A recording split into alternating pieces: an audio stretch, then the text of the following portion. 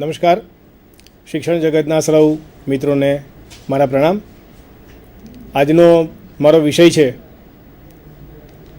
Evaluation, મૂલ્યાંકન. અને મૂલ્યાંકનની અંદર ટીચર મેડ ટેસ્ટ, એમાં પણ પર્ટિક્યુલરલી ખાસ રીતે જોઈએ તો હેતુલક્ષી કસોટી, એની રચના અને એની અજમાયશ. હેતુલક્ષી પ્રશ્નો કેવી રીતે રચીશું, કેવી રીતે વિષય વસ્તુમાં બનાવીશું અને એ વિદ્યાર્થીલક્ષી વધુ કેવી રીતે બને અને ચોક્કસ આપણા જે હેતુઓ છે એ હેતુઓનું માપન એના દ્વારા થઈ શકે, એનો આજે એક પ્રયત્ન છે. એ પ્રયત્ન હું કરીશ.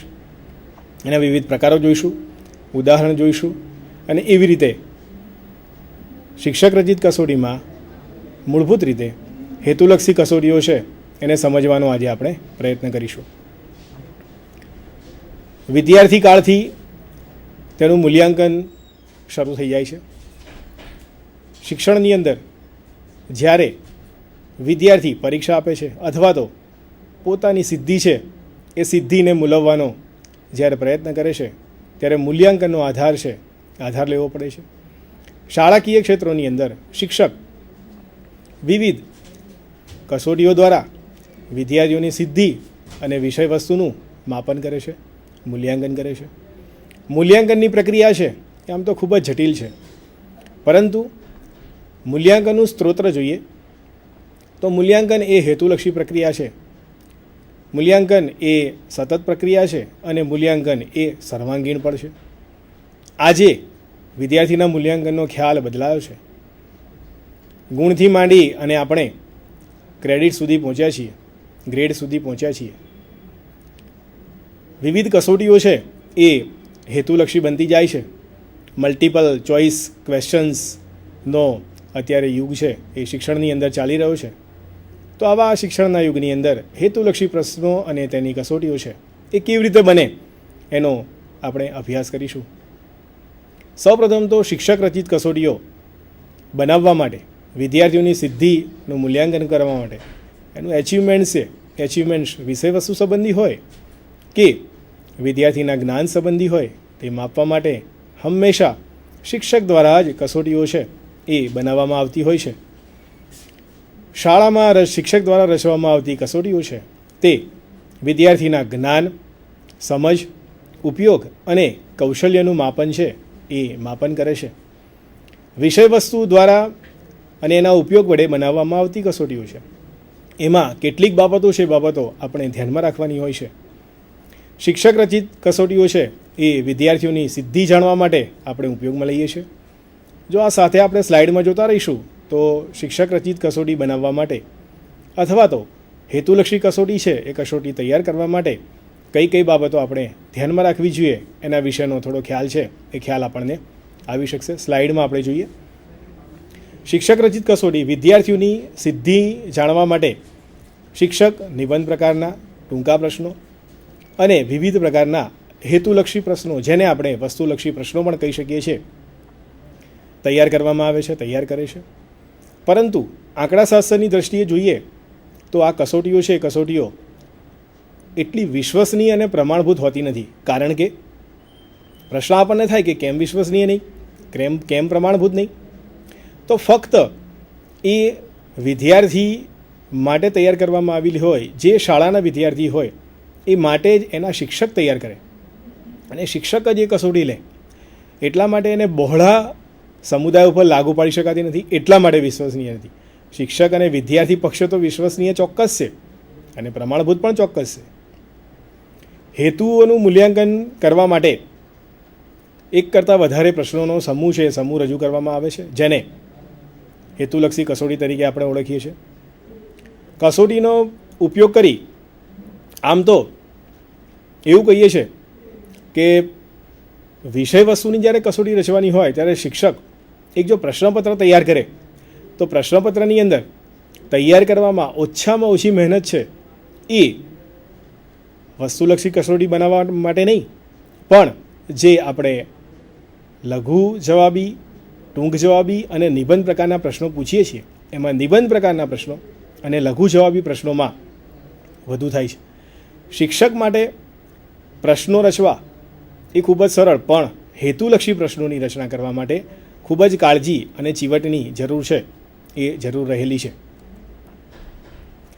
કસોટીનું વિભાજન કરીએ છીએ, એની રચના કેવી રીતે થાય છે, કસોટીનું આયોજન થાય છે, અંદાજ, સમય, પ્રક્રિયા કેવી રીતે રજૂ કરીશું, કઈ કઈ મુશ્કેલીઓ છે એ કસોટી રચવામાં આપણને નડશે.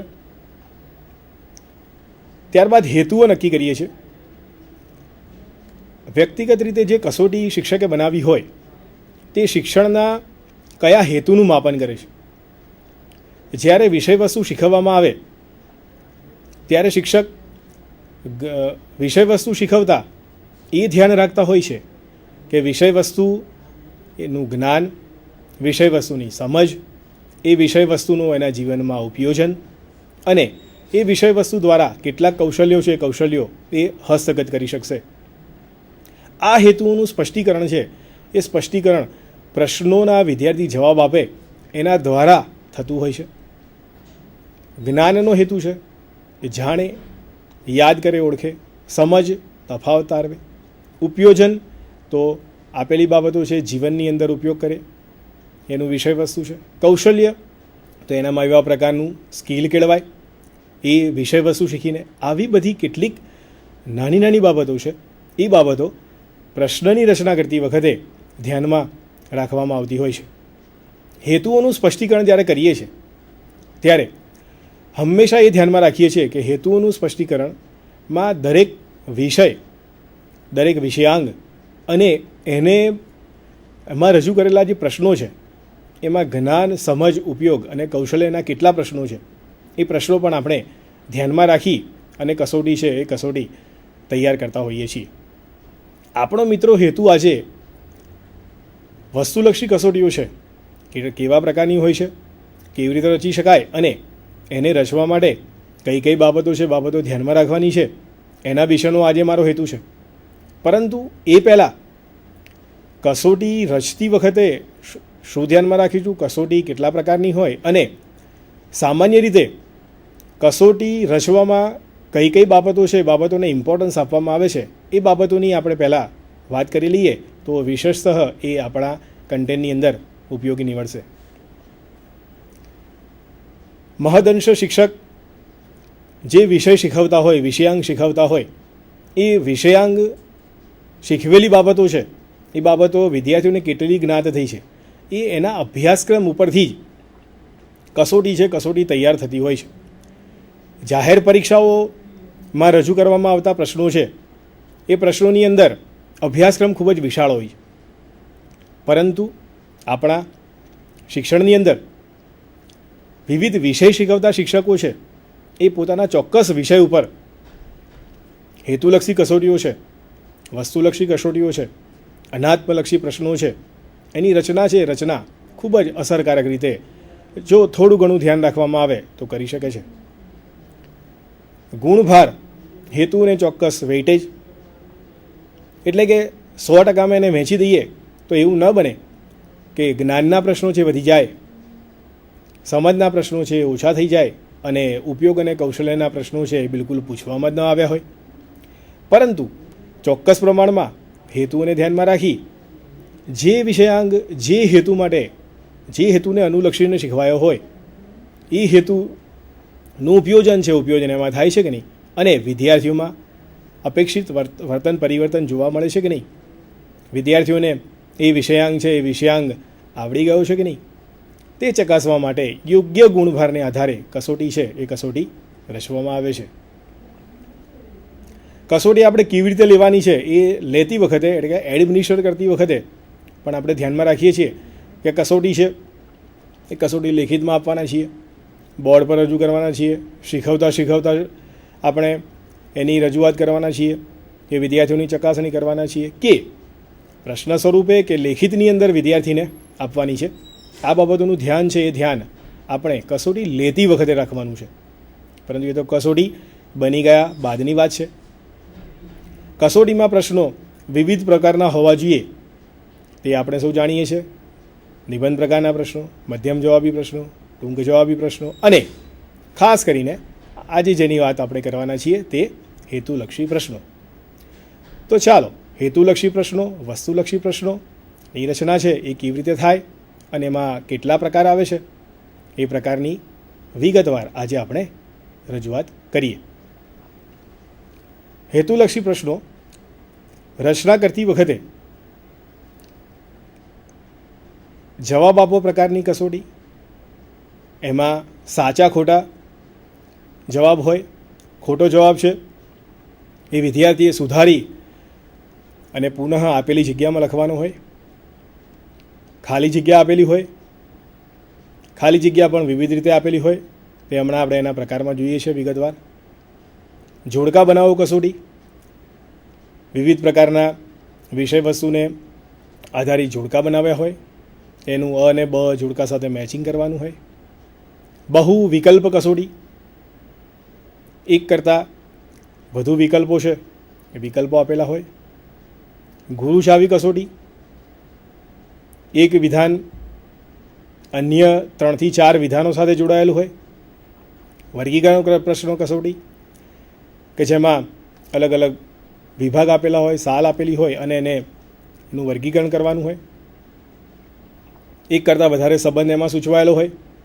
ક્રમ નિર્ણાયક કસોટી, એક વાર્તા રજૂ કરી છે, વાર્તાની અંદર વિવિધ ક્રમ આપવાના છે અને પ્રથમ ક્રમે કઈ ઘટના બની છે એ ઘટના વિદ્યાર્થીએ રજૂ કરવાની હોય. એવી ક્રમ નિર્ણાયક કસોટી પણ બનાવી શકીએ છીએ.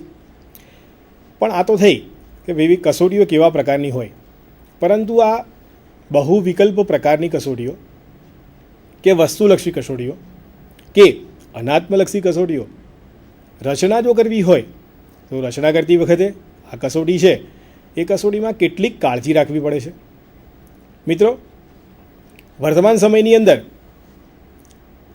પ્રચલિત બનેલો શો અમિતાભ બચ્ચન દ્વારા રજૂ કરવામાં આવે છે, કૌન બનેગા કરોડપતિ.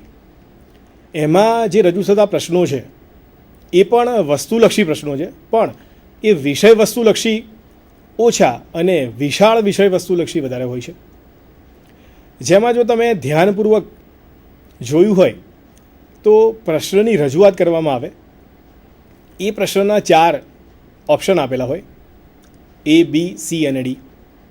હવે જો ફરીવાર જ્યારે જુઓ ત્યારે ધ્યાનપૂર્વક જોજો. એમાં જે સ્ટેમ છે, સ્ટેમ એટલે કે થડ, પ્રશ્નનો જે આપણા શિક્ષણમાં જે શબ્દ વપરાય છે, પ્રશ્નનો જે જવાબ આપણે મેળવવાનો છે એના થડમાં જે વિષય રહેલો છે, એના થડની અંદર જે શબ્દો રહેલા છે એ શબ્દો ખૂબ જ મહત્ત્વના છે. અને આ સ્ટેમની અંદર જે 4 જવાબ આપેલા હોય છે એ 4 જો જવાબ તમે ધ્યાનપૂર્વક જોશો તો 4 જવાબ છે એ 4 જવાબ પહેલાં તો વિષયને લગતા હોય છે. જે વિષયનો પ્રશ્ન હોય છે એ વિષયને લગતા જવાબ હોય છે. જવાબમાં ક્યાંય રિપીટેશન હોતું નથી. આપણને એમ લાગે કે અ સાચો હશે અને બ સાચો નીકળે, બ સાચો હશે અને બીજો જ કોઈ જવાબ સાચો હોય, પણ બાકીના 3 જવાબ છે એ 3 જવાબ કોઈ અટકળ હોતા નથી, ચોક્કસ હોય છે. અને આ ચોક્કસ જવાબ છે એ ચોક્કસ જવાબ એ ચોક્કસ પ્રશ્ન સાથે સંકળાયેલો હોય છે. તો આ એક બહુ વિકલ્પ પ્રકારની પ્રશ્ન કસોટી છે જેને આપણે મલ્ટિપલ ચોઇસ ક્વેશ્ચન્સ MCQ તરીકે આપણે ઓળખી શકીએ છીએ. ઉત્તર સ્વરૂપે જ્યારે વ્યાકરણની આપણે રચના કરીએ છીએ ત્યારે રચના એવી ન હોવી જોઈએ કે જેમાં સાચા ઉત્તરો મળી જાય. ઘણી વખત ઉતાવળમાં રજૂ કરેલી અથવા તો 1 કે 2 વખત ચકાસણી ન કરી હોય એવા પ્રકારની જે કસોટી છે એ શિક્ષક દ્વારા રજૂ કરવામાં આવે ત્યારે એવું બને છે અને એ શરત ચૂકથી થઈ જતું હોય છે. એમાં કોઈ આપણો ઈરાદો હોતો નથી, પણ પ્રશ્નપત્રની અંદર જ એ જે બહુ વિકલ્પ કસોટી છે એ બહુ વિકલ્પ કસોટીનો જવાબ આવી જતો હોય છે. તો એ પણ આપણે ધ્યાન રાખવું, જે કસોટી રચીએ છીએ એમાં આપેલા પ્રશ્નપત્રની અંદર એનો જવાબ આવી જતો તો નથી ને, આવી ભૂલ તો થઈ ગઈ નથી ને, એ બાબત આપણે ખાસ ધ્યાનમાં રાખવી પડે છે. અને ઉત્તર એને વિધાનમાંથી તો ક્યારે મળવો જ ન જોઈએ. તો પછી પ્રશ્ન રજૂ કરવાની જરૂર નથી. ખાલી એટલું જ કહો કે આમાંથી કયો શબ્દ છે શબ્દ જવાબ છે, તો વિદ્યાર્થી તરત શોધીને આપી દેશે. પણ આપણે મિત્રો વિદ્યાર્થીના જ્ઞાન, સમજ, ઉપયોગ અને કૌશલ્યની ચકાસણી કરવા માટે આવી બહુ વિકલ્પ પ્રકારની કસોટીઓ છે એ કસોટીઓ રચીએ છીએ. ત્યારે આવી કસોટીઓ રચતી વખતે આપણે હંમેશા ધ્યાન રાખવું જોઈએ કે વિષય વસ્તુને પ્રાધાન્ય આપતી હોય, વિષય વસ્તુની રજૂઆત કરતી હોય, વિષય વસ્તુમાં સ્ટેમ એટલે કે થડને વળગીને ચાલતી હોય, ક્યાંય રિપીટેશન ન થયેલું હોય. આપેલો જે પ્રશ્ન છે એ પ્રશ્ન ક્યારેય પ્રશ્નપત્ર કે વિધાન કે ઓપ્શનની અંદર એ અટકળ કરીને જવાબ લખે એવું તો ક્યારેય કસોટીની અંદર હોવું જોઈએ નહીં.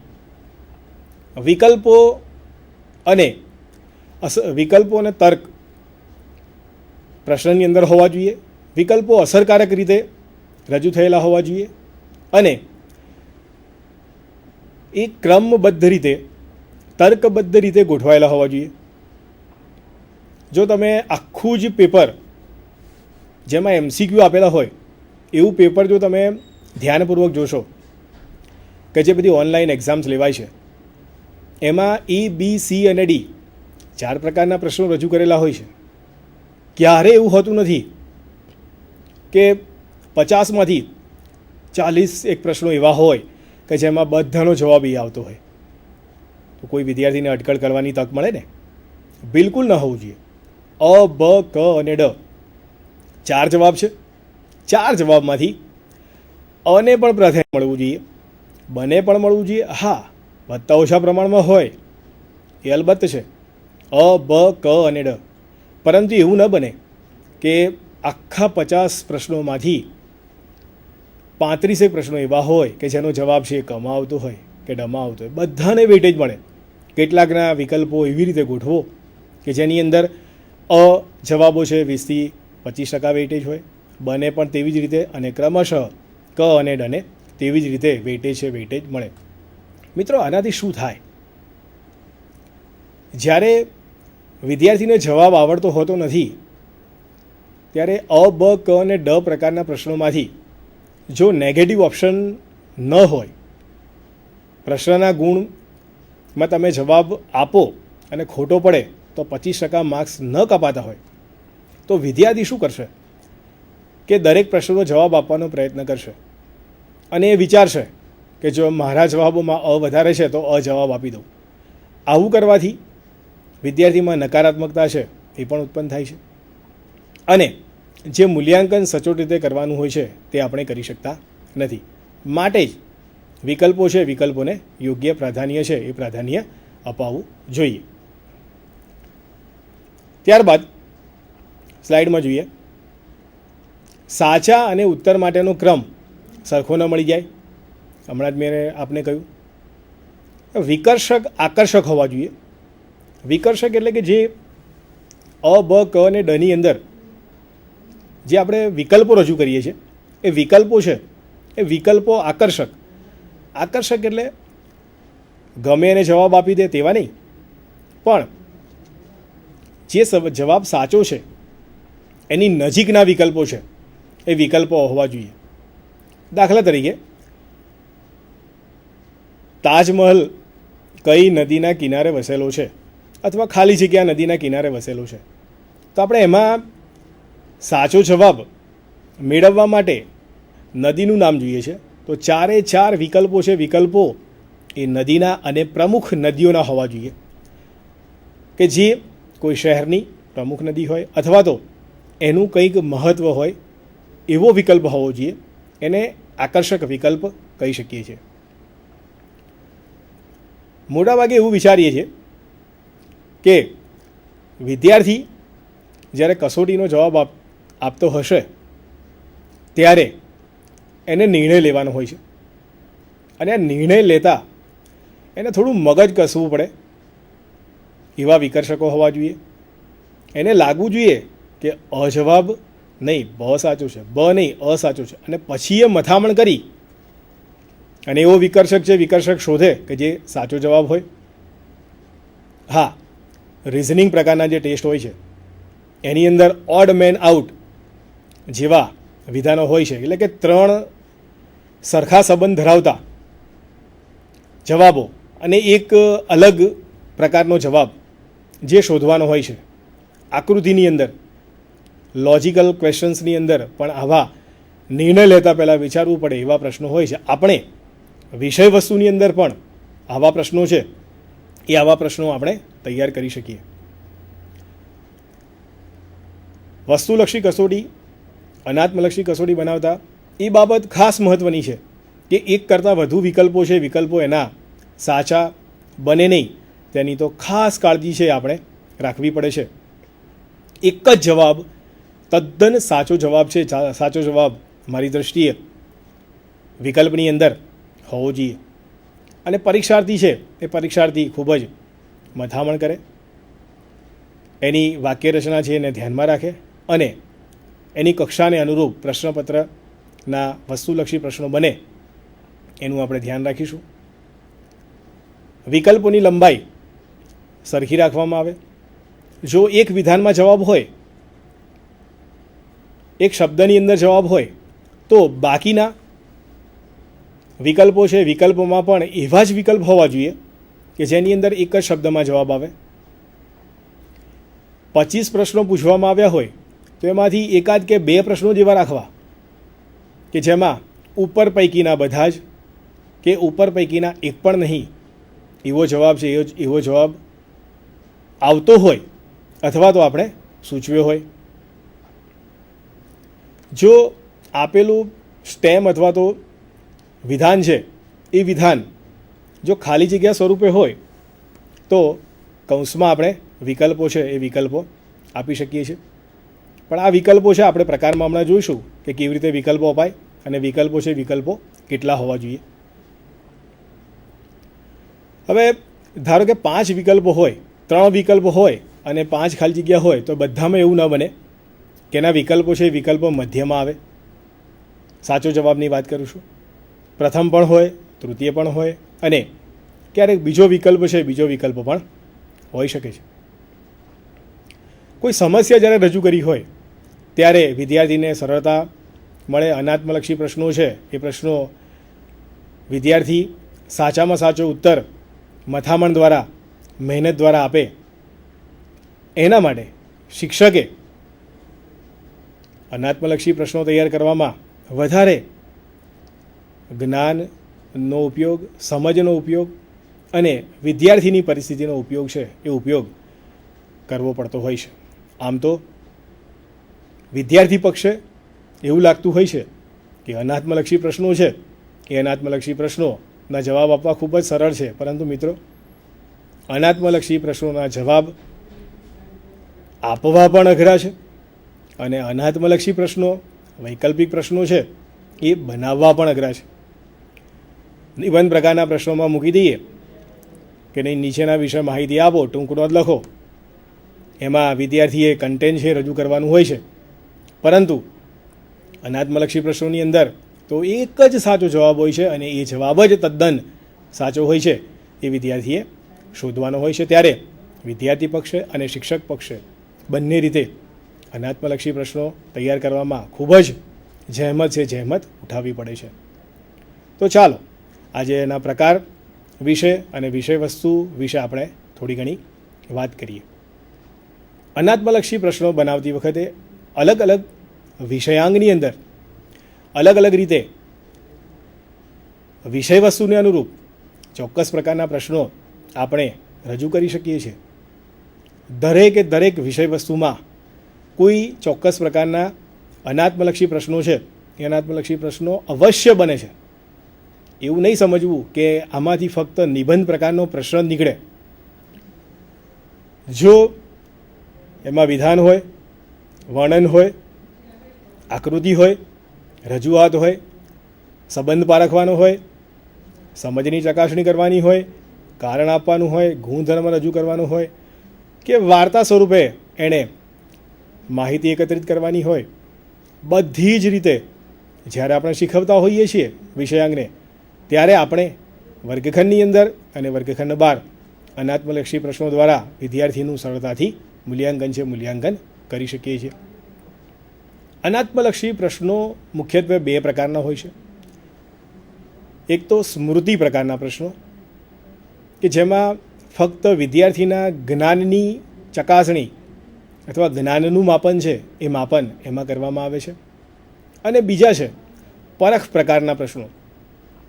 સ્મૃતિ પ્રકારના પ્રશ્નો છે એ મહદ અંશે જ્ઞાનનું માપન કરે છે. વિદ્યાર્થીને કેટલું યાદ રહ્યું છે, જે પ્રાથમિક સ્વરૂપે વર્ગખંડની અંદર વિષય વસ્તુ શીખવતા જ્યારે આપણે વિદ્યાર્થીને એક વાક્યમાં જવાબ મળે કે એક શબ્દની અંદર જવાબ મળે એવા પ્રકારના પ્રશ્નો પૂછીએ છીએ, તે બીજું કંઈ નહીં પણ એ સ્મૃતિ પ્રકારના પ્રશ્નો હોય છે, જેમાં એના જ્ઞાનની અને યાદશક્તિની ચકાસણી છે એ ચકાસણી થાય છે. સ્લાઇડમાં જોઈશું તો વિશેષ એના પ્રકારો છે એ આપણને ખ્યાલ આવશે, જેમાં સંબંધ ઘટાયક પ્રશ્નો મૂકી શકાય છે અથવા હોય છે. આપેલી ખાલી જગ્યાના અંતે અથવા ખાલી જગ્યામાં વિકલ્પ મૂકવાનો હોય અને શબ્દ મૂકી ખાલી જગ્યા પૂરવાની હોય, જેમાં આપણે એક ખાલી જગ્યા કે બે ખાલી જગ્યા રાખી શકીએ છીએ. આ ખાલી જગ્યા વધારે પ્રશ્નો હોય તો એ પણ ધ્યાનમાં રાખવું કે શરૂઆતમાં આવે, મધ્યમાં આવે અને વાક્યનો અંત, વિધાનનો અંત થતો હોય એની પહેલાં આવે. આ ત્રણમાંથી કોઈ પણ બે જગ્યાએ ખાલી જગ્યા મૂકી શકાય છે. એક ખાલી જગ્યા પણ હોઈ શકે છે. વધુમાં વધુ બે વિકલ્પો રાખવા હિતાવહ છે. માહિતીની એ ચકાસણી કરે છે અને હમણાં જ કહ્યું તેમ એ જ્ઞાન પ્રાપ્તિને ચકાસવા માટે એ વધુ ઉપયોગી છે. દાખલા તરીકે જ્ઞાન પ્રાપ્તિની ચકાસણી માટે જ્યારે આપણે ખાલી જગ્યા રજૂ કરીએ છીએ ત્યારે ખાલી જગ્યાની અંદર કેટલીક ખાલી જગ્યા એવી હોય છે કે જેમાં આપણે કૌંસની અંદર વિકલ્પ આપતા નથી. હવે કોને વિકલ્પ આપવા અને કોને વિકલ્પ ન આપવા એ આપણે નક્કી કરવાનું હોય છે. પ્રશ્ન ઉપર તે આધાર રાખતું નથી, પરંતુ મારી દૃષ્ટિએ કયા વિદ્યાર્થીઓ માટે એનું પ્રયોજન કરવામાં આવેલું છે એ વધારે ઉપયોગી છે અથવા તો વધારે આકર્ષક છે. જો વર્ગના વિદ્યાર્થીઓ વધુ ચપળ, હોશિયાર હોય તો વિકલ્પો આપવાની બહુ ઓછી જરૂર પડે છે, પરંતુ મધ્યમ પ્રકારના વિદ્યાર્થીઓ કે નિમ્ન સિદ્ધિ ધરાવતા વિદ્યાર્થીઓ છે એવા વિદ્યાર્થીઓનું મૂલ્યાંકન કરવા માટે જો કૌંસમાં વિકલ્પો આપીએ તો એ વધુ અસરકારક બને છે. આપેલા વિકલ્પોને જો ધ્યાનથી સ્લાઇડની અંદર જોઈએ તો આ વિકલ્પો છે એ પહેલું જે વિધાન છે એ ગુજરાતમાં આણંદની ખાલી જગ્યા ડેરી ખૂબ જ જાણીતી છે, તો ત્યાં વિકલ્પ આપેલો નથી. અમૂલ ડેરી જવાબ આવે છે, વિકલ્પ આપેલો નથી. ભારતમાં સૌથી વધુ વરસાદ ખાલી જગ્યાએ પડે છે. મેઘાલયના ચેરાપુંજી પર પર્ટિક્યુલર જવાબ છે એ મોનસિનરમમાં પડે છે. હવે આવી ખાલી જગ્યા છે એ ખાલી જગ્યામાં કૌંસમાં કોઈ વિકલ્પ આપેલો નથી. આ ઉપરાંત વિકલ્પ આપેલો હોય એવી ખાલી જગ્યા પણ મૂકી શકીએ છીએ કે જેમાં 3 કે તેથી વધારે વિકલ્પો હોય. દાખલા તરીકે થાઇરોઇડ ગ્રંથિ શરીરના કયા ભાગમાં આવેલી છે, તો 3 વિભાગ એવા હોય કે જે ગ્રંથિ સાથે સંકળાયેલા હોય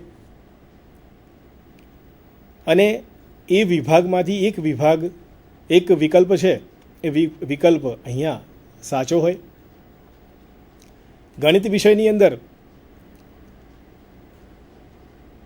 સમીકરણ આપેલું છે કે x-9 સમીકરણનો ઉકેલ ખાલી જગ્યા અને ખાલી જગ્યા છે. તો જ્યારે વિધાનો રજૂ કરીએ છીએ ત્યારે આ વિધાનો છે એ વિધાનોમાં જો 2 ખાલી જગ્યા હોય તો 2 વિકલ્પ તો હોવા જ ન જોઈએ, પરંતુ 4 કે તેથી વધારે વિકલ્પો છે એ વિકલ્પો હોવા જોઈએ કે જેમાંથી 2 વિકલ્પો છે, 2 વિકલ્પો સાચા હોય અને વિદ્યાર્થી રજૂઆત કરી શકે. મિત્રો, અહીંયા તમે જો વિકલ્પો ધ્યાનથી જોયા હોય તો એ વિકલ્પો કૌંસમાં આપેલા હતા, પરંતુ આ ઉપરાંત વિકલ્પો આપેલા હોય અને તે 5 ખાલી જગ્યા પૂછી હોય, 5 ખાલી જગ્યા પૈકી 3 વિકલ્પો વધારી અને 8 વિકલ્પો છે, વિકલ્પો જો આપણે રજૂ કરવા હોય તો ઉપર આપણે સૂચના લખીએ છીએ કે વિદ્યાર્થી મિત્રો,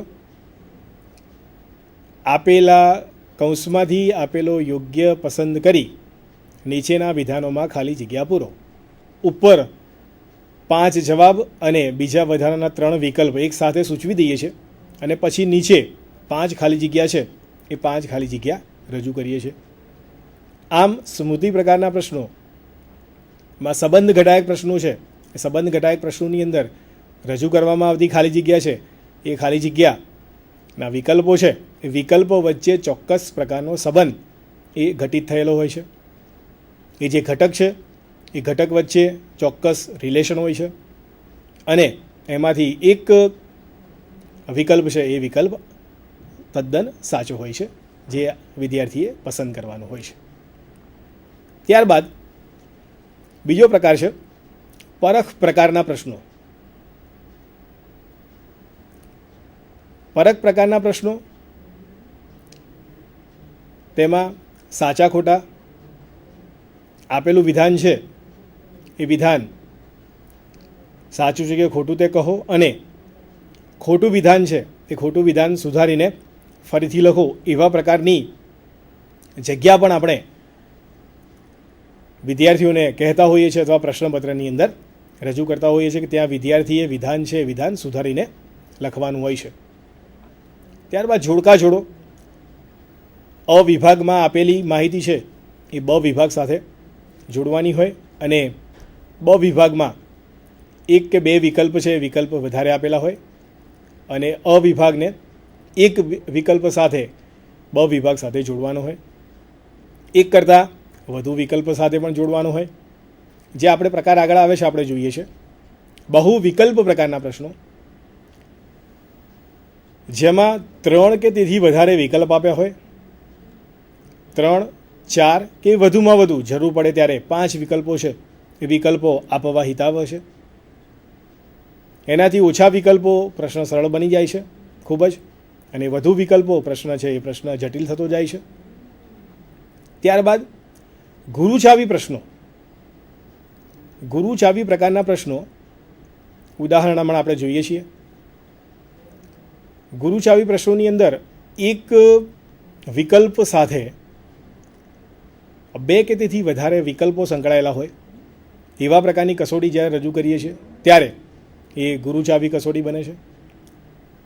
આકૃતિ આપેલી હોય, હૃદયની આકૃતિ રજૂ કરી છે અને હૃદયના વિવિધ વિભાગો છે, વિભાગોનું કાર્ય બતાવ્યું છે, પણ એક કાર્ય છે, એક કાર્ય એક જ વિભાગ નહીં પણ એક કરતાં વધુ વિભાગો કરે છે, તો એ ગુરુ ચાવી પ્રકારની કસોટી છે, એ કસોટી બને છે. ગુરુ ચાવી પ્રકારની કસોટી છે એ ફક્ત આકૃતિમાં નહીં પણ આપેલા વિષય વસ્તુની અંદર પણ એક વિષય વસ્તુ અન્ય 3 વિધાન સાથે, કે એક પાત્ર છે, એક પાત્ર કોઈ 3 વિધાન રજૂ કરી હોય અથવા સંબંધ રજૂ થતો હોય એવા પ્રકારનો પ્રશ્ન પણ મૂકી શકાય કે જેને આપણે ગુરુ ચાવી કસોટી તરીકે ઓળખીએ છીએ. આ ઉપરાંત ક્રમ નિર્ણાયક કસોટી. આપેલા એક વાર્તા આપી છે, વાર્તાની અંદર વિધાનો રજૂ કર્યાની છે કે ઉપરોક્ત વાર્તાની અંદર પ્રથમ ક્રમમાં કયું પાત્ર આવે છે અથવા તો પ્રથમ ક્રમની અંદર કયું વિધાન રજૂ કરવામાં આવેલું છે, તો ક્રમ અનુસાર વિધાનોને તમે ગોઠવો. આપેલા બનાવો છે એ બનાવો કઈ કઈ સાલમાં બન્યા હતા એની રજૂઆત અનુસાર એને ક્રમમાં ગોઠવી બતાવો. તો જે પ્રથમ બનાવ બન્યો હશે તે પહેલો આવશે, પછી બીજો, ત્રીજો, આવી રીતે ક્રમની જ્યારે રજૂઆત થતી હોય ત્યારે એવા પ્રકારની કસોટીને આપણે ક્રમ નિર્ણાયક કસોટી છે એ ક્રમ નિર્ણાયક કસોટી તરીકે ઓળખીશું, જે વિદ્યાર્થીની જ્ઞાનનું માપન તો અંશતઃ કરે જ છે મિત્રો, પરંતુ એમાં સમજ, ઉપયોજન અને કૌશલ્ય છે. એ કૌશલ્યને વિશેષતઃ મહત્ત્વ છે, એ મહત્ત્વ મળે છે. અને વિદ્યાર્થીને પણ આવી કસોટીઓનો જવાબ આપવાની ખૂબ જ મજા પડતી હોય છે. તો ચાલો, આ બધી કસોટીઓ છે, એ કસોટીઓ અલગ અલગ વિષય વસ્તુની અંદર કેવી રીતે બની શકે છે અથવા બનાવતી વખતે શું આપણે ધ્યાનમાં રાખીએ છીએ તે આપણે જોઈએ. ધારો કે 4 વિગતો આપેલી હોય, 2 વિગતોમાં જે સંબંધ દર્શાવેલો છે તે અન્ય ત્રીજી અને ચોથી વિગત વચ્ચે હોય, એવા પ્રકારની કસોટી. ભારત અને દિલ્હી વચ્ચે જેવો સંબંધ છે એવો ગુજરાત અને કોની સાથે છે તે વિદ્યાર્થીએ શોધવાનું. એમાં રહેલો સંબંધ વિદ્યાર્થીઓ શોધવાનો, એટલે એની સમજની ચકાસણી છે, એ ચકાસણી થાય છે. મગજ, વિચાર, હૃદય, તો એ પણ એને શોધવાનું. હિન્દુઓ મંદિરમાં જાય તો ખ્રિસ્તીઓ ક્યાં જાય? ખૂબ જ સરળ પ્રશ્ન છે. વિદ્યાર્થી વિચાર કરી અને આવા પ્રશ્નોનો તર્ક રીતે ઉકેલ આપે છે. ત્યારબાદ પૂરતી પ્રકારના પ્રશ્નો. વિધાનની નીચે 4 જવાબ આપેલો હોય, ખાલી જગ્યા આપેલી હોય, વિધાન પૂર્ણ કરવાનું હોય, અથવા તો એમાંથી પૂરતી જવાબ છે, પૂરતી જવાબ એણે પસંદ કરવાનો હોય. કારણ આપણે પૂછીએ છીએ ઘણીવાર, કારણ રજૂ કરીએ છીએ અને આ કારણ સાથે નીચેના 4 વિધાનો પૈકી કયું વિધાન છે એ વિધાન સંકળાયેલું છે, આવશ્યકમાં આવશ્યક બાબત કઈ છે, એવી જ્યારે રજૂઆત કરતા હોઈએ છીએ ત્યારે પૂરતી પ્રકારનો પ્રશ્ન છે એ પૂરતી પ્રકારનો પ્રશ્ન કહેવાય છે, જે જ્ઞાનની સાથે સાથે સમજ, ઉપયોગ અને કૌશલ્યની ચકાસણી કરે છે. મરચાંનું તીખાપણું કયા તત્વને આભારી છે? 4 જવાબ આપેલા છે. એ પણ એક મલ્ટિપલ ચોઇસ ક્વેશ્ચન પ્રકારનો થશે, પૂરતી પ્રકારનો પ્રશ્ન. નીચેના પૈકી કોણ ભારતીય ગણિતજ્ઞ છે? તો એમાં એક જ જવાબ સાચો છે, બાકીના 3 છે એ વિદેશના છે. એ પણ આપણે સરળતાથી સમજી શકીએ. ત્યારબાદ પ્રકાર છે બીજો, વર્ણી પ્રકારના પ્રશ્નો, જેને આપણે ઓળખ પ્રશ્નો પણ કહી શકીએ. મિત્રો, જેમ જેમ આપણે વિકલ્પોની સંખ્યા છે એ સંખ્યા ઓછી કરીએ છીએ, મર્યાદા એની ઘટાડીએ છીએ, ત્યારે વિદ્યાર્થીને અટકળ કરવાનો અને અ, બ કે કમાંથી એક જવાબ આપી દઉં તો એમાંથી મને પૂરા માર્ક મળી જશે એવી સંભાવના છે, સંભાવના વધી જાય છે. અને આવું આપણે બિલકુલ કરવાનું નથી. ઓછામાં ઓછા 3 વિકલ્પો તો હોવા જ જોઈએ અને વધુમાં વધુ 5 વિકલ્પો રાખી શકીએ કે જેમાંથી વિદ્યાર્થી એક સાચો વિકલ્પ છે એ પસંદ કરી શકે, અટકળને કોઈ પ્રશ્ન ન રહે, અંધારામાં તીર ચલાવવાની વિદ્યાર્થી વાત ન કરે અને સાચો જવાબ વિષય વસ્તુને સમજીને આપવાનો એ પ્રયત્ન કરે. ગુણાંકન અટકાવવા માટે, એટલે સરળ થાય ગુણાંકન એટલા માટે, ઝડપી બને, અટકળ ઓછી થાય એ માટે જે કલમો છે એ કલમો રચવાનું કામ છે એ કામ શિક્ષક પક્ષે થોડું કઠિન છે. આ બધી જ કસોટીઓની અંદર ઉપર જોયું તેમાં અને હવે પછી જે જોઈશું તેમાં પણ વિષય વસ્તુ સંબંધી એક બાબત ખાસ ધ્યાનમાં રાખવી કે વિધાનો છે એ વિધાનો વિષય વસ્તુમાંથી ઉપાડી ન લેવા, પરંતુ એ વિધાનોને ટ્વિસ્ટ કરીને જવાબ એનો એ જ આવતો હોય પણ રજૂઆત કરવાની શૈલી બદલાતી હોય. વિદ્યાર્થીની સમજની ચકાસણી થાય એ માટે થોડી મથામણ કરવી પડતી હોય. એવી રીતે કસોટીને થોડી કસીને શિક્ષકે રજૂ કરેલી હોય. એક જ વિધાનની અંદર એક જ વિષય વસ્તુને સ્થાન ન આપતા અલગ અલગ મુદ્દાને સ્થાન મળે એવી રીતે અનાત્મલક્ષી પ્રશ્ન રજૂ કરવો જોઈએ. આંશિક રીતે સાચું હોય તેવું વિધાન તો ક્યારેય બનાવવું નહીં. વિધાનોની અંદર એક બાબત પણ ખાસ ધ્યાન રાખવી કે હંમેશા ક્યારેક સામાન્ય રીતે આપણે જાણીએ છીએ, સાધારણ રીતે જોઈએ છીએ કે બધા જ ક્યારે નહીં, આવા બધા વિધાનો છે, આવા બધા શબ્દો છે. એ શબ્દોનો ઉપયોગ વિધાનની અંદર ટાળવો જ જોઈએ. બને તેટલો ટાળવો નહીં, પણ હોવા જ ન જોઈએ. જો પરક પ્રશ્નોની અંદર ખરા અને ખોટા વિધાનો છે, એ વિધાનો જો આપણે રજૂ કરતા હોઈએ તો આ ખરા અને ખોટા વિધાનોની સંખ્યા 10 વિધાન પૂછ્યા હોય તો એમાંથી 5 વિધાનો એવા હોય કે જેમાં સાચો જવાબ આવતો હોય, 5 થી 6 પણ હોઈ શકે.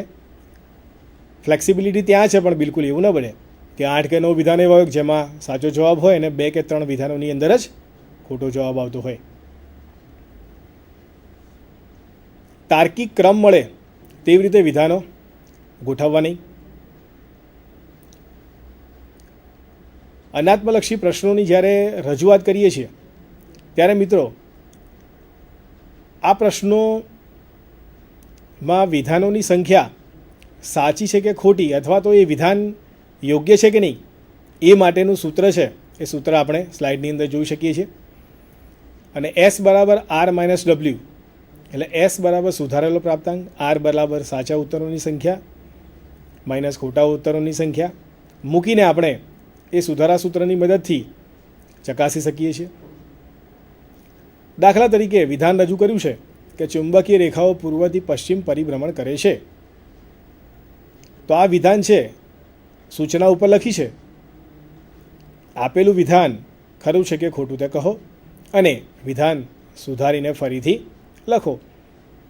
તો જો આપેલા વિધાનની અંદર જો આપણે અંડરલાઇન કરીને આપીશું તો વિદ્યાર્થીને જવાબ મળી જશે, પરંતુ એને શોધવાનું હોય તો એને સાચો જવાબ ખબર પડે કે પૂર્વથી પશ્ચિમ નહીં પણ ઉત્તરથી દક્ષિણ તરફ એ પરિભ્રમણ કરે છે. અને એ સુધારીને જ્યારે આ વિધાન છે, વિધાન સંપૂર્ણ રીતે એવી રીતે લખે કે ચુંબકીય બળરેખાઓ છે તે પૂર્વથી પશ્ચિમ નહીં પરંતુ ઉત્તરથી દક્ષિણ તરફ પરિભ્રમણ કરે છે, ત્યારે એને સંપૂર્ણ ગુણ 1 છે એ આપણે આપી શકીએ. TATની પરીક્ષાની અંદર પૂછાયેલો પ્રશ્ન, ઉત્તમ શિક્ષક બનવા માટે શિક્ષક માટે શું જરૂરી છે? તો પ્રાથમિક રીતે જોઈએ તો વિષય વસ્તુનું જ્ઞાન જરૂરી છે, એવું જ્યારે વિદ્યાર્થી સુધારીને લખે છે ત્યારે એ વિધાન છે વિધાન તદ્દન સાચું બને છે. આ ઉપરાંત અન્ય પ્રકારની અંદર જોડકા જોડો, જેને યુગ્મ પ્રકારના પ્રશ્નો છે, એ પ્રશ્નો પણ કહી શકીએ છીએ. કોઈ લેખ આપેલો હોય, લેખક રજૂ કરેલા હોય, એની કૃતિ રજૂ કરેલી હોય, કોઈ ઘટના આપેલી હોય, એ ઘટનાની સાલ રજૂ કરવાની હોય, આકૃતિ જો વિજ્ઞાન, ગણિત, સામાજિક વિજ્ઞાનની અંદર વિષય વસ્તુમાં શીખવી હોય, એનું નામકરણ કરવાનું હોય. મિત્રો, આ તો આપણે કરી શકીએ કે કોઈ પણ વિષય વસ્તુ અથવા તો વિષયાંક જ્યારે શીખવતા હોઈએ છીએ ત્યારે આ વિષયાંક છે એ વિષયાંકની અંદર સૌથી વધુ સંકલ્પનાઓ આવતી હોય છે, અને આ સંકલ્પનાઓ આપણે સ્પષ્ટ કરવાનો વર્ગખંડની અંદર પ્રયત્ન કરતા હોઈએ છીએ. આ વિષય વસ્તુની જે સંકલ્પના છે એ સંકલ્પનાને અનુલક્ષીને સંકલ્પનાલક્ષી જોડકા, યુગ્મ કસોટી જો આપણે બનાવીએ તો વિદ્યાર્થીના સમજ અને ઉપયોજનની ખૂબ જ સુંદર રીતે ચકાસણી આપણે કરી શકીશું, જેમાં વિષય વસ્તુને નહીં, જ્ઞાનને નહીં, અંશતો તો હશે જ પણ પૂરેપૂરું નહીં, પરંતુ વિદ્યાર્થીની જે સમજ શક્તિ છે એ સમજ શક્તિને વિશેષ મહત્ત્વ અપાયું હશે. અને આમ પણ આપણું કાર્ય વિદ્યાર્થીને સમજ આપવાનું નહીં પણ એ સમજી જાય તેવું કાર્ય કરવાનું રહેલું છે. જ્યારે આવી રજૂઆત કરવાની અંદર જોડકા કસોટીઓ છે, એ જોડકા કસોટીઓને યુગ્મ પ્રકારે જ્યારે મૂકતા હોઈએ છીએ ત્યારે આ કસોટીમાં અ અને બ વિભાગો જે આપીએ છીએ, સ્લાઇડની અંદર જોશો તો તમને ખ્યાલ આવશે કે જોડકામાં બે જૂથોમાં જે વિગતોનું પ્રમાણ છે એ 2:3. એટલે જો 2 અવિભાગમાં પ્રશ્ન આપેલા હોય તો બ વિભાગની અંદર 2થી વધારે વિકલ્પ છે, વિકલ્પ હોવા જોઈએ, અથવા તો 3 આપેલા હોય તો 5 હોવા જોઈએ. એવી રીતે પ્રમાણની અંદર જો આપણે વિકલ્પો જો એને આપીએ અને એક જ ઉત્તર સાચો બને એવી રીતે રચના કરીએ તો એ જોડકા જોડો પ્રકારની અથવા તો યુગ્મ પ્રકારની કસોટી છે એ કસોટી કહી શકાશે. દાખલા તરીકે ગણિતની અંદર અહીંયા ઉદાહરણ રજૂ કરેલું છે. ઉદાહરણ સરળ હોવાથી ફક્ત 4 જ વિકલ્પો છે, એ વિકલ્પો મૂક્યા છે. પરંતુ આ 4 વિકલ્પો છે, વિકલ્પો 1, 2, 3 અને 4 સાથે સંકળાયેલા છે. 4 વિધાનોને સાંકળે છે, આપેલા વિકલ્પોને સાંકળે છે. જેમાં નીચે 1, 2, 3 અને 4 આપેલું છે, એમાં ફક્ત વિદ્યાર્થીએ પહેલાંનો જવાબ છે એ બી છે, બીજાનો જવાબ છે એ સી છે, એવી રીતે ત્રીજા અને ચોથાનો જવાબ છે એ એણે રજૂ કરવાનો હોય છે. એ બી સી ડી એની જગ્યાએ એક ખોટું વિધાન છે અથવા ખોટો વિકલ્પ છે, એ વિકલ્પ આપણે રજૂ કરી શકીએ અને એમાં મૂકી શકીએ કે a - b a² + ab + b², અથવા તો a³ - 3a² b + 3ab² + b³. વિકલ્પો જ્યારે વધારવા હોય ત્યારે આવી રીતે આપણે ખોટો વિકલ્પ એક મૂકી શકીએ છીએ જે બિલકુલ એને ભળતો હોય.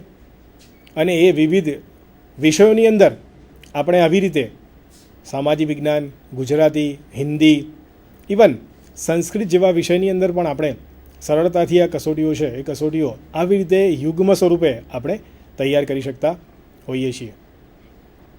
આ ઉપરાંત બહુ વિકલ્પ પ્રકારના જે પ્રશ્નો છે એ પ્રશ્નોનું સાચી રીતે મૂલ્યાંકન કરવા માટે, સરળ રીતે મૂલ્યાંકન કરવા માટે અને એ મૂલ્યાંકન અનાત્મલક્ષી બને એ માટે જોડણી દોષોથી બચી શકાય અથવા ભળતા ઉત્તરોથી બચી શકાય એ માટેનો પ્રયત્ન આપણે કરવો જોઈએ. 2 વિધાનો જોઈ શકાય છે જેના 4 વિકલ્પ આપેલા છે. એમાંથી એક વિકલ્પ છે, વિકલ્પ નજીકનો છે અને સાચો છે. વંદે માતરમ ગીતના રચયિતા કોણ છે? એરોપ્લેનના શોધક નીચેના પૈકી કોણ છે? હવે 2 મહત્ત્વની બાબતો કે જે આપણે કસોટીની અંદર ખૂબ જ ઓછી રજૂ કરીએ છીએ અને એ છે ગુરુ ચાવી કસોટી અને બીજી છે ક્રમ નિર્ણાયક કસોટી. આ ગુરુ ચાવી કસોટી છે એ ગુરુ ચાવી કસોટી શરૂઆતમાં મેં કહ્યું તેમ જ્ઞાન પ્રાપ્તિનો સંબંધ અને પરખ જેવી શક્તિના માપન માટે ઉપયોગી છે. જેમાં કાપા પર જે આપણે રજૂ કરીએ છીએ એ વિષય વસ્તુના તમામ મુદ્દા છે એ મુદ્દાને આપણે આવરી લઈ શકીએ છીએ અને એક જ કસોટીની અંદર, એટલે કે એક જ અનાત્મલક્ષી પ્રશ્નની અંદર આપણે સમગ્ર વિષય વસ્તુને રજૂ કરી શકીએ છીએ. દાખલા તરીકે સ્લાઇડમાં જોશો તો પૃથ્વી પરના સૌથી મોટા અક્ષાંશ વૃત્તને કયા નામે ઓળખવામાં આવે છે? એવી રીતે પૃથ્વી પોતાની ધરી પર 24 કલાકમાં એક આંટો ફરે છે, તે ગતિને કઈ ગતિ કહે છે? એક જવાબ તદ્દન સાચો, બાકીના જવાબ એની સાથેના મુખ્ય રેખા ઓળખવામાં આવે છે. પરંતુ ગુરુ ચાવી કસોટી બનાવીએ ત્યારે અહીંયા જે મેં ઉદાહરણ રજૂ કર્યું છે એવી રીતે તમે તમારા વિષયની અંદર ઉદાહરણ છે એ રજૂ કરી શકો છો. ડાબી બાજુ આપેલા શબ્દો છે શૃંગ, ઘર્ત, સંઘનન અને વિઘનન. એ તરંગ અને પ્રકાશ બંને સાથે સંકળાયેલા છે. એટલે જ્યારે એક જ વિષયાંગનું એક શબ્દ એ કે વિધાન અન્ય 2 કે તેથી વધારે વિધાનો કે શબ્દ સાથે સંકળાયેલું હોય ત્યારે તેવા પ્રકારની કસોટી છે એ ગુરુ ચાવી કસોટી છે, ગુરુ ચાવી કસોટી બને છે. દાખલા તરીકે હૃદય કે મગજની જે આકૃતિ રજૂ કરીએ અને એના ભાગોને જોડવાનું કાર્ય જો આપણે વિદ્યાર્થીઓને દર્શાવવાનું કહીએ તો એક ભાગ છે, એક ભાગના 2 કે તેથી વધારે કાર્યો હોઈ શકે છે જેને આપણે ગુરુ ચાવી પ્રકારની કસોટી તરીકે ઓળખી શકીએ છીએ. આવી કસોટીઓ સમગ્ર વિષય વસ્તુનું મૂલ્યાંકન સરળતાથી કરે છે. અને ક્રમ નિર્ણાયક કસોટી હવે આપણે જોઈએ. તો જ્યારે વિષય વસ્તુની ચકાસણી કરવા માટે એવા પ્રકારના પ્રશ્નોની રજૂઆત કરીએ છીએ કે જેમાં ક્રમ આવતો હોય, વર્ષ આવતા હોય, વર્ષની સામે એની ઘટના દર્શાવવાની હોય, કોઈ હકીકત બનાવ છે એ રજૂ કરેલો હોય, વાર્તા આપવામાં આવે અને વાર્તાના આધારે એ વાર્તાના વિધાનો કે આવતા પાત્રો છે એને ક્રમમાં ગોઠવવાના હોય અથવા જોડવાના હોય, કોઈ હકીકત છે, હકીકત વિશે ઘટના પ્રસંગનું વર્ણન આપી અને એમાંથી આપણે એને કઈ ઘટના પ્રથમ બની છે એના વિશેનો ક્રમ આપવા માટે કહી શકીએ. આપણા વિષય વસ્તુની અંદર પણ ઘણા બધા ગુજરાતી, હિન્દી જેવા વિષયાંગની અંદર વાર્તા અને નિબંધ પ્રકારના પ્રશ્નો આવતા હોય છે. એની રજૂઆત આપણે અસરકારક રીતે ક્રમ નિર્ણાયક કસોટીની અંદર કરી શકીએ છીએ. આ ક્રમ નિર્ણાયક કસોટી લેતી વખતે હંમેશા આપણે એ ધ્યાનમાં રાખીએ છીએ કે વિદ્યાર્થીઓનું મૂલ્યાંકન આપણે કરીએ છીએ. મૂલ્યાંકન ખૂબ જ અસરકારક બને. ગ્રાફ છે, ગ્રાફ ઊંચો જાય એવું નહીં, પરંતુ સાચી દિશાની અંદર સરળ રીતે અને વિષયાંગને ધ્યાનમાં રાખીને વિદ્યાર્થીની ઉત્તમતા ચકાસવાનું કાર્ય કરીએ. સ્વામી વિવેકાનંદની કેળવણી છે એ કેળવણીને ધ્યાનમાં રાખી અને મૂલ્યાંકન કરવાનો પ્રયત્ન કરીએ. તો આ મૂલ્યાંકન છે એ વિવિધ પ્રકારના પ્રશ્નો દ્વારા ખૂબ જ અસરકારક રીતે આપણે કરી શકીએ છીએ, જેમાં વિષયાંગની મથામણ, વિષયાંગને ઢંઢોળી અને આ વિષયાંગમાંથી મહત્તમ પ્રશ્નો તૈયાર કરી અને જો કસોટી રજૂ કરવામાં આવે અને આજે જે આપણે ચર્ચા કરી એ પ્રમાણે વિવિધ પ્રકારના અનાત્મલક્ષી પ્રકારોનો ઉપયોગ કરી અને જો કસોટી રજૂ કરવામાં આવે તો તેને વિષય વસ્તુલક્ષી કસોટી અથવા તો ઓબ્જેક્ટિવ ટાઈપ ટેસ્ટ તરીકે આપણે ઓળખીએ છીએ. એમાં કયો સંબંધ સૂચવાયો છે, કયા ઘટકની રજૂઆત થઈ છે તે મિત્રો ગૌણ છે, પરંતુ એ વિષય વસ્તુની ચકાસણી છે એ ચકાસણી કરવા માટે એ સમર્થ છે કે નહીં.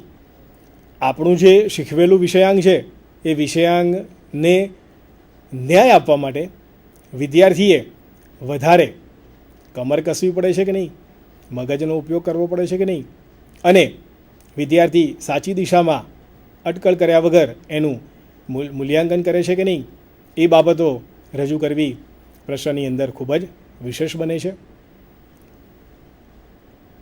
નિબંધ પ્રકારના પ્રશ્નો, મધ્યમ જવાબી પ્રશ્નો અને ટૂંક જવાબી પ્રશ્નોથી કંઈક અલગ આખી જ એક રચના, કસોટી, એની બનાવટ, યુગ્મ પ્રકાર, ગુરુચાવી પ્રકાર, ક્રમ નિર્ણાયક, જો આ બધી જ બાબતો આપણે આપણા પ્રશ્નપત્રની અંદર ઉપયોગ કરીશું અને રજૂ કરીશું તો પ્રશ્નપત્ર આદર્શ બનવા તરફ જશે. સાથે જે જ્ઞાન, સમજ, ઉપયોગ અને કૌશલ્ય વિદ્યાર્થીમાં અપેક્ષિત રીતે કેળવાયા છે કે નહીં, એનું શિક્ષણ આપણે આપીએ છીએ એ શિક્ષણ લેખે લાગશે અને વિદ્યાર્થી પોતાના જીવનની અંદર વધુ ચોક્કસ બની અને વિષય વસ્તુને એ ન્યાય આપવાનો પ્રયત્ન કરશે. તો મિત્રો, આવી જ રીતે આપણા વિષયાંગની અંદર વિવિધ વિષયોમાં આવી અનાત્મલક્ષી કસોટીઓ છે એ કસોટીઓને આપણે સરળતાથી રજૂ કરી શકીએ છીએ. મેં અહીંયા તમને કેટલાક હું જાણતો હતો એ પ્રકાર છે એ પ્રકાર આપને સૂચવ્યા. આ પ્રકારનો આપણે આપણા વિષય વસ્તુની રજૂઆતમાં, વિદ્યાર્થીની ચકાસણીમાં જો ઉપયોગ કરીશું અને વિવિધ ઉદાહરણો સાથે એને રજૂ કરીશું તો ચોક્કસ શિક્ષણમાં જે ડ્રોપ આઉટ રેશિયો છે અને વિદ્યાર્થીઓનું શિક્ષણ પ્રત્યેનું સન્માન છે એ સન્માન જળવાશે, ડ્રોપ આઉટ રેશિયો ઘટશે અને શિક્ષણમાં આપણું એક સૂત્ર છે એ સૂત્રને આપણે ચરિતાર્થ કરવા માટે કે વિદ્યાર્થી ભણે જગત ભણે એ સૂત્રને ચરિતાર્થ કરવા માટે આપણે પ્રતિબદ્ધ બનીશું. આપ સૌનો આભાર. ધન્યવાદ.